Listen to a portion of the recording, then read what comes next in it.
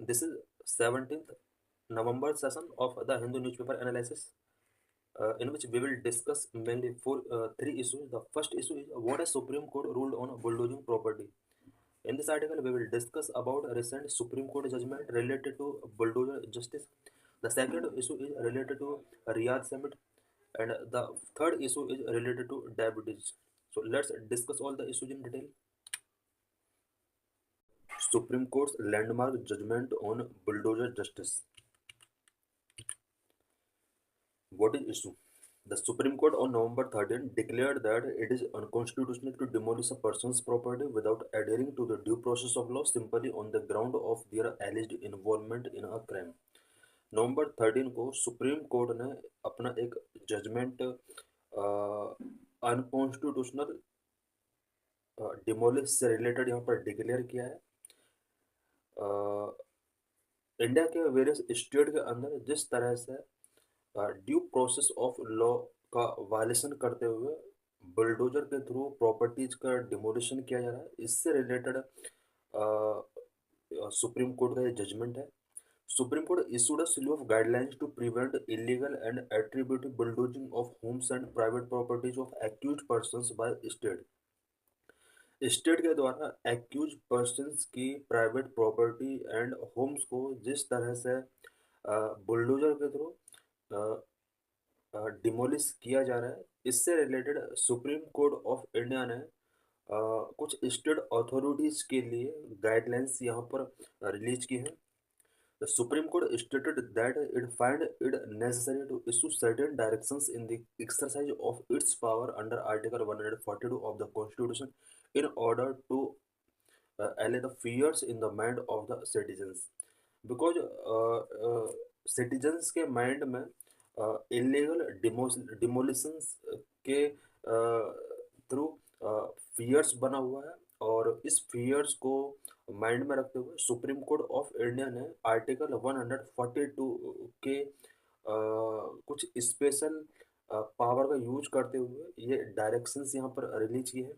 The apex court noted that an executive can not become a जज, declare an accused guilty and demolish his house. Apex court supreme court ने कहा है कि executive जज बनने की कोशिश ना करें। जिस तरह से हाउसेस का डिमोलिशन किया जा रहा है, एक्यूज गिल्टी पर्सन के हाउसेस एंड प्राइवेट प्रॉपर्टी का जिस तरह से डिमोलिशन किया जा रहा है, ये एग्जीक्यूटिव के लिमिट में नहीं आता है, बल्कि ये जुडिशियरी के जूरिस्प्रूडेंस में आता है। राइजिंग प्यूनिटिव डिमोलिशंस, इंडिया में प्यूनिटिव डिमोलिशंस किस तरह से राइज हो रहे हैं, इससे रिलेटेड यहाँ पर कुछ डाटा है। According to a 2024 estimate by the Housing and Land Right Network, authorities at the local, state and central level demolished 1,53,820 homes in 2022-23, displacing over 7,38,438 individuals across rural and urban areas of the country. 2024 housing and land rights network HLRN के एक estimate के according local, state and central level authorities ने 2020-23 में about 1,53,820 Holmes का यहाँ पर demolition किया था, एज वेल एज 7,38,438 इंडिविजुअल्स को यहाँ पर डिस्प्लेस किया गया था। What the apex court said in recent judgment. Recent judgment में apex court ने क्या कहा है? Number one, the Supreme Court said it will be totally unconstitutional if the houses of people are demolished merely because they are accused or even convicts. Supreme court ने कहा है कि जिन persons के house और प्राइवेट प्रॉपर्टी को demolish किया जा रहा है, अगर इसका बेस ओनली ये है कि वो एक्यूज पर्सन है या कॉन्विक्ट पर्सन है, तो इस तरह के डिमोलिशंस टोटली अनकॉन्स्टिट्यूशनल है। Number 2, no demolition should be carried out without a prior show cause notice within 15 days time from the date of service of such notice. Supreme court ने कहा है कि डिमोलिशन से 15 days prior एक notice इसके regarding carry out करना होगा, और 15 days के अंदर किसी भी टाइप का डिमोलिशन कंडक्ट नहीं किया जाएगा। Even after the order of demolition is passed, the affected parties need to be given some time to challenge the order before the appropriate forum. Demolition order pass हो जाता है तो इसके बाद भी पार्ट अफेक्टेड पार्टीज को इतना sufficient time देना होगा कि वो एप्रोप्रिएट फॉर्म तक अपने इस ऑर्डर को चैलेंज कर सकें. Even in cases where people do not wish to contest the demolition order, sufficient time needs to be given to them to vacate the place. Place को वैकेट करने के लिए पीपल को सफिशिएंट टाइम देना होगा इवन अगर वो डिमोलिशन को कॉन्टेस्ट नहीं करना चाहते हैं जुडिशरी में. Number 4, the collector and DM will appoint nodal officers in charge of demolition as reported by Bar and Bench. Bar and Bench के द्वारा रिपोर्ट किए गए डिमोलिशन के अगेंस्ट डीएम को नोडल ऑफिसर्स यहाँ पर कलेक्ट करने होंगे, अपॉइंट करने होंगे. Number 5, proceedings of demolition to be videographed, video to be preserved and demolition report is to be forwarded to municipal commissioner. Demolition proceedings का वीडियोग्राफी यहाँ पर कंपलसरी कर दिया गया है और वीडियो को प्रिजर्व करके करना होगा. डिमोलिशन रिपोर्ट म्युनिसिपल कमिश्नर को यहाँ पर फॉरवर्ड करना होगा. Violation of any of its directions would lead to initiation of contempt proceeding. Supreme court के डायरेक्शंस का अगर वायलेशन किया जाता है तो कंटेम्प्ट प्रोसीडिंग्स उसके अगेंस्ट इनिशिएट किया. इट मीन्स स्टेट अथॉरिटीज के अगेंस्ट कंटेम्प्ट प्रोसीडिंग्स इनिशिएट किए जा सकते हैं. Supreme Court directions are not applicable if Supreme Court direction will not be applicable if there is any unauthorized structure in any public place such as roads, streets or footpath on railway lines or any river or water body. अगर unauthorise structure किसी public place such as road, street, footpath, railway and river या water body के अंदर आता है, supreme courts की ये directions उस प्लेस पर एप्लीकेबल नहीं होंगे. एंड सेकंड कंडीशन ये है कि अगर डिमोलिशन ऑर्डर कोर्ट के द्वारा किया गया है तो उस केस में भी सुप्रीम कोर्ट की ये डायरेक्शंस एप्लीकेबल नहीं होंगे. Subject of human rights violation, punitive demolitions जितने किए जा रहे हैं क्या ये ह्यूमन राइट्स वायलेशन का सब्जेक्ट है? डिमोलिशिंग एंटायर होम और shop that were in technical or manner violations of building codes or other regulations which fail to respect due process under international law is a violation of human right. अगर किसी building structure में building code या other regulations से related minor violations किए गए हैं और due process of law को बिल्डिंग मेकिंग करने के प्रोसेस में अगर वायलेशन किया गया है तो इस तरह से एंटायर होम या शॉप को डिमोलिश करना ह्यूमन राइट वायलेशन माना जाता है. डिमोलिशिंग एंटायर होम और shop on the charge that they were encroachment must comply with the international human rights guarantees. Unauthorise encroachment का अगर डिमोलिशन किया जाता है इट मीन्स कोई होम या शॉप अनऑथोराइज एनक्रोचमेंट के तौर पर इस्टेब्लिश किया गया है, उसका डिमोलिशन जो होना चाहिए वो इंटरनेशनल ह्यूमन राइट गारंटीज के कंप्लाइंग के साथ होना चाहिए. The right to security of tenure and freedom from the threat of forced eviction are recognized as fundamental human right under the international convention on economic, social and cultural rights ICESCR.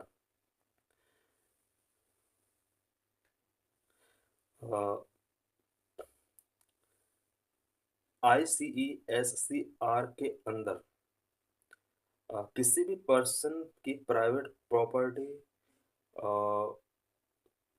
के against private property या home का अगर forced eviction किया जाता है या persons को forcefully eviction किया जाता है तो सभी पर्सन्स को यहाँ पर फंडामेंटल राइट मिला हुआ है कि वो उन्हें सिक्योरिटी दी जाए. और ये ICESCR के अंदर ICESCR means international convention on economic, social and cultural rights. इसके अंदर ह्यूमन राइट्स से related fundamental rights forcefully eviction के अगेंस्ट मिला हुआ है.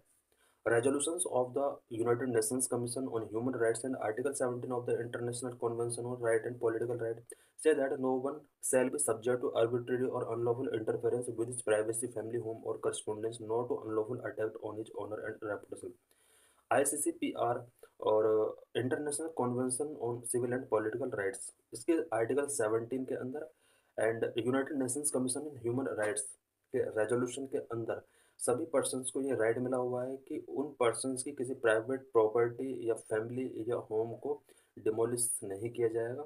India is a party of both ICCPR and ICESCR, जबकि दोनों ऑर्गेनाइजेशन का इंडिया एक पार्टी है, और इंडिया के लिए बहुत ज़रूरी हो जाता है कि जिस तरह से प्यूनिटिव डिमोलिशंस इंडिया के अंदर किए जा रहे हैं, इनको कंट्रोल किया जाना चाहिए। Arab Islamic summit, which is also known as Riyadh summit, will Riyadh summit impact the Gaza war? Why in news? Saudi Arabia hosted a summit of leaders from Arab and Islamic countries last week to discuss the Palestine question. सऊदी अरब ने अरब और Islamic countries को combine करके एक यहाँ पर समिट होस्ट किया है, सो दैट पैलेस्टीन से रिलेटेड प्रॉब्लम को सॉल्व किया जा सके। करंट में इसराइल और पैलेस्तीन के बीच में कंटिन्यू वॉर चल रहे हैं। इस वॉर से रिलेटेड डिस्कशंस करने के लिए सऊदी अरब ने यहाँ पर एक समिट होस्ट किया है। The summit demanded an immediate end to Israel military aggression on Gaza and Lebanon. इस समिट ने डिमांड किया है कि इजराइल ने गाजा एंड लेबनान के अंदर जो मिलिट्री एग्रेशंस किए हैं उसको इमीडिएट एंड किया जाए। What did leaders from Arab and Islamic countries थे? अरब एंड इस्लामिक कंट्रीज के लीडर्स ने इजराइल पैलेस्तीन के वॉर को लेकर क्या स्टैंड रखा है? Condemned the Israeli military shocking and horrific crimes, it's crime of genocide and ethnic cleansing in Gaza. इस समिट के अंदर सभी लीडर्स ने इजरायली मिलिट्री के द्वारा शॉकिंग एंड हॉरिफिक क्राइम्स को कंडेम्ड किया है। साथ ही गाजा के अंदर इसकी मिलिट्री के द्वारा जो crime of genocide ethnic cleansing किया जा रहा है, इस मूव का अरब एंड इस्लामिक कंट्रीज ने कंडेम्ड किया है। They called for an independent credible international committee to investigate these crimes. Israeli military के द्वारा जो ये क्राइम्स गाजा के अंदर किए जा रहे हैं, इन क्राइम्स के इन्वेस्टिगेशन करने के लिए इंडिपेंडेंट क्रेडिबल इंटरनेशनल कमेटी को ऑर्गेनाइज करने के लिए Saudi Arabia and Islamic countries ने यहाँ पर कॉल किया है। It urged for measures to end the Israeli occupation and establish an independent sovereign Palestine state on the line of June 4, 1967 with occupied al Qaeda Jerusalem as its capital. Summit के सभी country ने अर्ज किया है कि Israeli occupation जो Gaza के अंदर है उनको एंड किया जाए, और साथ में independent sovereign Palestine state establish किया जाए अकॉर्डिंग टू जून 4, 1967 एग्रीमेंट के बेस पर। साथ में जेरूसलम को इसका कैपिटल डिक्लेयर किया जाए। What the significance of Riyadh summit? अभी जो ये रियाद समिट हुआ है इसका क्या सिग्निफिकेंस है? Number 1, Riyadh Summit emphasized the central importance of the Palestine cause and reaffirmed unwavering support for the Palestinian people to achieve their legitimate rights. Riyadh summit ने Palestine crisis को central importance दिया है और Palestine के all people को उनके legitimate right achieve करने के लिए यहाँ पर सपोर्ट किया है। Number 2, the statement also upheld the right of refugees to return and to receive compensation in line with international resolutions and condemned any attempt to deny or undermine these rights. Summit के statement ने refugee के जो rights हैं उनको return करने के लिए यहाँ पर कॉल किया है, और इनको कंपेंसेट करने के लिए यहाँ पर इन्होंने डिमांड की है इंटरनेशनल लेवल पर इस प्रॉब्लम्स का सॉल्यूशन किया जाए, इजराइल का इंटरनेशनल लेवल पर कंडेम्ड किया जाए, और पीपल के राइट को यहाँ पर रिस्टोर किया जाए। इसके लिए इस समिट के अंदर बहुत सारे इनिशिएटिव्स लिए गए हैं। The summit appealed to influential international parties to launch a step-by-step plan with a clear timeline under international sponsorship to end the Israeli occupation and establish a Palestinian state along the 1967 borders. Summit के सभी member countries ने ये appeal किया है कि Israel Palestine के issue को solve करने के लिए international parties step by step यहाँ पर एक लिमिटेड टाइम फ्रेम के अंदर इस प्रॉब्लम को सॉल्व करने की कोशिश करें अंडर इंटरनेशनल स्पॉन्सरशिप, और पैलेस्तीन के अंदर जो इजरायली ऑक्यूपेशंस हैं उन इजरायली ऑक्यूपेशंस को रीस्टोर किया जाए पैलेस्तीन के लिए, सो दैट 1967 बॉर्डर एग्रीमेंट जो थे उनके अकॉर्डिंग इस प्रॉब्लम को सॉल्व किया जा सके। Number 4, the closing statement also called for continued support and urgent humanitarian aid for the Lebanese government to address the repercussions of the Israeli aggressions, including support in tackling the displaced crisis. कुछ month पहले Israel ने Lebanon में भी attack किए थे, और इस summit के अंदर लेबनीज पीपल के लिए भी अर्जेंट ह्यूमैनिटेरियन सपोर्ट को कंटिन्यू करने के लिए यहाँ पर कॉल किया गया था। वहाँ बहुत सारे पीपल्स को डिस्प्लेस किया गया था, डिस्प्लेस क्राइसिस वहाँ पर जनरेट हुए। डिस्प्लेस्ड पर्सन्स को यहाँ पर ह्यूमैनिटेरियन सपोर्ट करने के लिए इस समिट के अंदर कुछ इनिशिएटिव्स टेकिंग किए गए। This is graphical representation of Israel Palestine. Here we can say that the yellow colour is mentioned by Israel, and we can also see here some neighboring countries of Israel and Palestine such as Syria, Jordan, Saudi Arabia, Egypt. Background of the Israel-Palestinian issue. The conflict is one of the world's oldest military and political conflict. ये जो conflict है ये world का oldest military and political conflict में से एक है। Despite many attempts to resolve the issue, there has been no major outcomes. इस issue को resolve करने के लिए पहले भी various attempts किए जा चुके हैं, but major outcomes यहाँ पर नहीं मिला है। The issue started prior to the First World War when there was a demand for a Jewish homeland in the Palestine. Jews have migrated into the Palestinian territory from the other places. First world war से पहले ये issue raise होता है जब juice people Palestine के अंदर homeland की demand करते हैं। जूस पीपल जो थे उन्होंने पैलेस्तीन के अंदर यहाँ पर अदर कंट्री से माइग्रेट किया था। The Balfour Declaration of 1970 by the British government gave support to the demand for a Jewish homeland in British-controlled Palestine. 1917 में बिकॉज 1917 तक फर्स्ट वर्ल्ड वॉर क्लोज हो चुका था, ब्रिटिश गवर्नमेंट का इसराइल पैलेस्तीन एरिया में dominance था। 1917 में एक बालफोर डिक्लेरेशन किया जाता है, और इस डिक्लेरेशन के अकॉर्डिंग यहाँ पर जिस पीपल को पैलेस्तीन के अंदर होमलैंड देने का जो डिमांड था वो कंप्लीट कर दिया जाता है। United Nations General Assembly 1947 recommended the adoption of a plan to partition Palestine into an Arab state, Jewish state, and the city of Jerusalem. 1947 में ये matter United states general assembly पहुंचता है। यूनाइटेड नेशंस जनरल असेंबली के द्वारा यहाँ पर Palestine के partition का प्लान यहाँ पर रखा जाता है। पैलेस्तीन को यहाँ पर Arab state, Jewish state and Jerusalem city में यहाँ पर पार्टीशन करने के लिए यहाँ पर एक रिकमेंड किया जाता है। There was a state of conflict between Arab state and Jewish groups as the conflict continued, Jewish forces captured more territories. यहाँ पर ये पार्टीशन हो जाता है। पार्टीशन होने के बाद यहाँ पर जो ये 3 पार्ट बनते हैं, Arab state, Jewish state and city of Jerusalem. Arab group और ज्यूइश ग्रुप के बीच में कॉन्फ्लिक्ट कंटिन्यू बने रहते हैं, और इस कॉन्फ्लिक्ट में टेरिटरी का ज़्यादा जो पार्ट होता है वो ज्यूज के द्वारा कैप्चर कर लिया जाता है। A Jewish state was established in 1948. This was opposed by the Arab League, which decided to intervene. 1948 में जूस स्टेट इस्टेब्लिश कर दिया जाता है, और यहाँ पर अरब लीग के द्वारा इसका अपोज किया जाता है, और अरब लीग ने यहाँ पर इंटरवेन करने का डिसाइड किया। This triggered the 1948 Arab Israeli war. इसकी वजह से 1948 में अरब इजरायल वॉर होते हैं। Following a ceasefire agreement, it managed to hold one of its mandated territory, while Jordan occupied the West Bank and the Egypt occupied the Gaza Strip. Arab Israeli war का फायदा other countries ने यहाँ पर gain किया। Jordan ने West Bank को यहाँ पर ऑक्यूपाइड कर लिया, एंड इजिप्ट ने यहाँ पर गाजा स्ट्रिप को इस वॉर के बीच में ऑक्यूपाई कर लिया। After the 6 day war of 1967, Jews managed to capture the West Bank and Jordan from the Jordan and the Gaza Strip from the Strip. 1967 में जिस जॉर्डन और इजिप्ट के अगेंस्ट वॉर करता है। इस वॉर के अंदर जॉर्डन से ये वेस्ट बैंक को रिकैप्चर कर लेता है, एंड इजिप्ट से गाजा स्ट्रिप को कैप्चर कर लेता है। According to Oslo Accord of 1993, Israel allowed the setting up of Palestinian Authority in the West Bank and Gaza Strip. Oslo accord जो कि 1993 में हुआ था, इसराइल के लिए ये अलाउड कर दिया कि वो West Bank and Gaza strip की authority,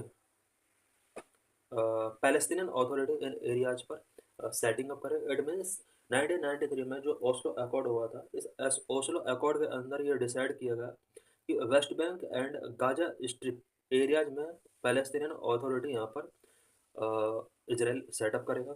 in 2006 Hamas gained control over the Gaza strip following the battle of Gaza 2007।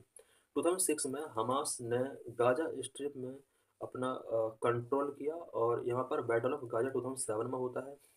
Currently, Hamas ruled the Gaza Strip while the West Bank is controlled by Fatah. Both factions have different equations with Israel. Current का अगर देखा जाए तो Gaza strip के अंदर Hamas rule कर रहा है और वेस्ट बैंक के अंदर फतह रूल कर रहा है। बट इजराइल को लेकर दोनों फैक्शंस के जो इक्वेशंस हैं वो काफ़ी डिफरेंट हैं। In this article we will discuss about diabetes, a growing epidemic in India. On International Diabetes Day, November 14, there was bitter news for nations of the world.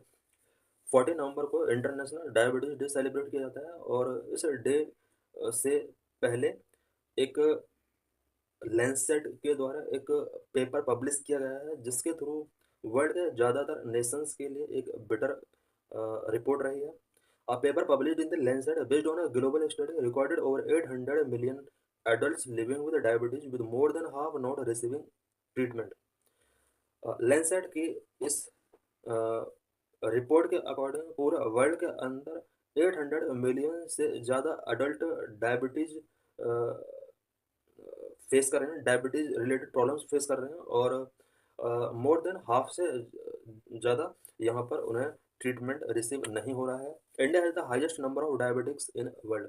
पूरे वर्ल्ड में सबसे ज़्यादा डायबिटिक पेशेंट इंडिया के अंदर हैं। The total number of adults living with either type 1 or type 2 diabetes in the world has surpassed 800 million, over 4 times the total number in 1990. Of this 800 million, over a quarter, 212 million live in India, with another 148 million in China.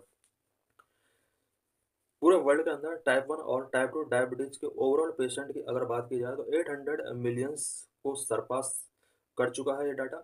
1990 के compare में 2024 का जो data है ये 4 times ज़्यादा है। 800 million diabetic patient में से 1/4, it means 25%, about 212 million people India के अंदर है, जबकि 148 मिलियन चाइना के अंदर है। What is diabetes? Diabetes is a chronic disease that occurs when the pancreas can no longer make insulin or the body cannot make good use of the insulin it produces. Diabetes एक chronic disease है जिसमें हमारे body के अंदर pancreas insulin making नहीं कर पाता है। एक सिचुएशन ये होती है। दूसरी सिचुएशन में ये होता है कि इंसुलिन प्रोड्यूस तो किया जाता है लेकिन हमारी बॉडी उसको गुड यूज नहीं कर पाता है। इट मीन्स ये जो प्रॉब्लम है ये 2 टाइप की प्रॉब्लम है जिसमें हमारे बॉडी के अंदर पैनक्रियाज में इंसुलिन बनता नहीं है। दूसरा, बॉडी के अंदर इंसुलिन तो बन रहा है बट हमारी बॉडी उसको गुड तरीके से यूज नहीं कर पाती है। Insulin is an important hormone that regulate blood glucose. Insulin हमारे बॉडी के अंदर एक इम्पोर्टेंट हार्मोन है जो कि ब्लड ग्लूकोज को रेगुलेट करने में हेल्प करता है। Not being able to produce or use insulin effectively lead to raised glucose level in the blood known as hyperglycemia. Body के अंदर अगर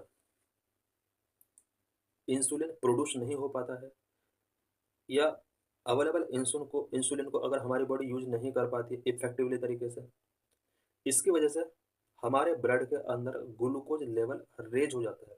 इट मीन्स अगर हमारी बॉडी के अंदर इंसुलिन है या फिर उसको बॉडी इफेक्टिवली तरीके से यूज नहीं कर पाती है तो हमारे बॉडी के अंदर ग्लूकोज का लेवल हाई हो जाता है जिससे हाइपरग्लाइसेमिया बोला जाता है।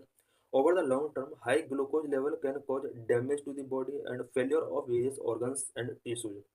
हाइपरग्लाइसेमिया की वजह से अगर ये प्रॉब्लम लॉन्ग टर्म तक रहती है तो इसकी वजह से बॉडी के वेरियस ऑर्गन्स डैमेज हो सकते हैं, फेल हो सकते हैं। Diabetes is a major cause of kidney failure, blindness, heart attack, stroke and lower limb amputation. Diabetes की वजह से किडनी फेलियर होता है, ब्लाइंडनेस हो सकता है, हार्ट अटैक हो सकता है, स्ट्रोक हो सकता है, लोअर लिम्ब एम्पुटेशन हो सकता है। Types of diabetes. Type 1 diabetes, this is a condition in which immune system destroy insulin making beta cell in pancreas. Type 1 diabetes एक ऐसी कंडीशन है जिसमें हमारा इम्यून सिस्टम पैनक्रियाज के अंदर इंसुलिन मेकिंग बीटा सेल्स को डिस्ट्रॉय कर देता है। In this situation our body produce very little और नो इंसुलिन। इस केस में हमारा बॉडी वेरी लिटिल और नो इंसुलिन प्रोड्यूस करता है। Type 1 diabetes require daily administration of insulin to maintain blood glucose level under control. Type 1 diabetes के patient को insulin को मेंटेन करने के लिए डेली एडमिनिस्ट्रेशन किया जाता है, so that blood glucose level को कंट्रोल किया जा सके। It is also known as juvenile diabetes because it usually diagnosed in children and young people. Type 1 diabetes को जुवेनाइल डायबिटीज के नाम से भी जाना जाता है बिकॉज ये ज़्यादातर चिल्ड्रन एंड यंग पीपल के अंदर मिलता है। Symptoms include excessive excretion of urine, thirst, weight loss हो सकता है, constant hunger, vision change, fatigue हो सकता है। Type 2 diabetes occur due to ineffective use of insulin that body produce. Type 2 diabetes body के द्वारा प्रोड्यूस किया जाने वाला इंसुलिन का हमारी बॉडी इफेक्टिव तरीके से यूज नहीं कर पाती है। More than 95% of the people with diabetes have type 2 diabetes. Overall diabetes patient के में से 95% पेशेंट जो होते हैं वो टाइप 2 डायबिटीज के पेशेंट होते हैं। This type of diabetes is largely due to excess body weight and physical inactive. Type 2 diabetes जो होता है वो एक्सेस बॉडी वेट की वजह से या फिजिकल इनएक्टिविटी की वजह से हो सकता है। सिम्टम्स में भी similar to those of type 1 diabetes but are often less marked. Symptoms की अगर बात की जाए टाइप 1 और टाइप 2 डायबिटीज के सिम्टम्स सिमिलर हो सकते हैं। What is 2030 WHO target for diabetes? Diabetes से रिलेटेड WHO का 2030 का टारगेट क्या है? 2030 WHO target for diabetes 80% of people with diabetes are diagnosed and 80% of people with diagnosed diabetes have good control of glycaemia. WHO का target है कि 80% से ज़्यादा डायबिटीज पेशेंट को डिagनोज किया जाएगा और 80% से ज़्यादा डिagनोज पीपल को गुड कंट्रोल ऑफ ग्लाइसेमिया तक यहाँ पर फैसिलिटी प्रोवाइड की जाएगी।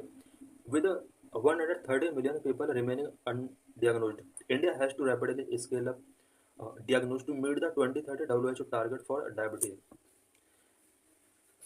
2030 का WHO के टारगेट को मीट करने के लिए इंडिया के लिए बहुत नेसेसरी है कि इंडिया को 133 मिलियन पीपल जो कि अभी अनडियाग्नोज्ड है इंडिया के अंदर, इनको रैपिडली तरीके से डियाग्नोज किया जाना चाहिए सो दैट WHO के टारगेट को मीटिंग किया जा सके। What are various causes of diabetes? Diabetes के वेरियस कॉजेज क्या क्या हो सकते हैं? Consumption of unhealthy food, particularly high calorie food rich in carbohydrate and saturated fat and sedentary lifestyle are two major controllable risk factor for diabetes. Diabetes के जो सबसे बड़े रीजन्स हैं वो अनहेल्दी फूड का कंजप्शन है, हाई कैलोरी फूड जिसमें carbohydrate बहुत ज़्यादा होता है, इस तरह का फूड अगर हम कंज्यूम करते हैं तो उसके थ्रू भी डायबिटीज़ हो सकता है। सैचुरेटेड फूड कंजप्शन अगर हम ज़्यादा करते हैं उसके थ्रू डायबिटीज़ हो सकता है। सेडेंटरी लाइफ स्टाइल ये भी एक डायबिटीज़ का एक इम्पोर्टेंट फैक्टर है। Cigarette smoking raise the risk of developing diabetes by 30 to 40% compared with those who do not smoke. Cigarette smoking करने वाले पर्सनस में डायबिटीज का रिस्क सिगरेट स्मोकिंग ना करने वाले के कंपेयर में 30 to 40% तक इंक्रीज हो सकता है। Nicotine, the addictive substance in tobacco, impair the function and amount of insulin-producing beta cells, thereby affecting insulin production and regulation of glucose production, which together play an important role in the onset of the diabetes. Cigarette के अंदर जो nicotine होता है ये एक addictive substance है। हमारे pancreas के अंदर बीटा सेल्स जो कि इंसुलिन प्रोड्यूसिंग के लिए रिस्पॉन्सिबल है, बीटा सेल की फंक्शंस को और इंसुलिन प्रोड्यूसिंग अमाउंट को निकोटिन अफेक्ट कर सकता है और जिसकी वजह से हमारे ब्लड के अंदर ग्लूकोज रेगुलेशन है वो अफेक्ट हो सकता है। Nicotine also include insulin resistance, another factor causing diabetes. Nicotine जो होता है ये इंसुलिन रेजिस्टेंस है जो कि डायबिटीज के लिए एक इम्पोर्टेंट फैक्टर है। So thanks for watching this video.